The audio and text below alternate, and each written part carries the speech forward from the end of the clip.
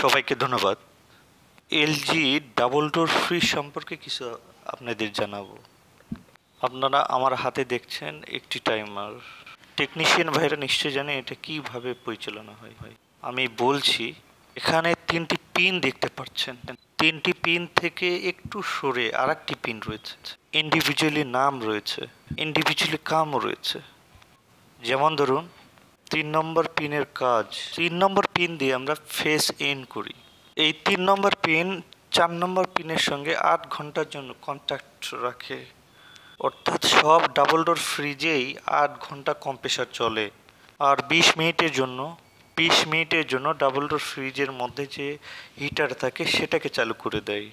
Double door ফ্রিজের মধ্যে timer যদি খারাপ হয়ে থাকে তাহলে যে নর্মাল যে ড্যাম্পার আছে সেটার মধ্যে দিয়ে কখনোই নিচে ঠান্ডা হবে না। যেই টাইমারটা আমি চেক করছি এই টাইমারটা খারাপ হয়ে গেছে। এই এলজির ডাবল ডোর ফ্রিজ নিচে ড্যাম্পার দিয়ে নিচের যে নর্মাল চেম্বার রয়েছে সেটার মধ্যে বিন্দুমাত্র ঠান্ডা যাচ্ছে না। কারণে চেক করে আমি পেয়েছি টাইমার খারাপ, টাইমার চেঞ্জ করেছি। থার্মাল ফিউজ ঠিক ছিল, বায়োমেটাল চেক করেছি, বায়োমেটালও ঠিক ছিল।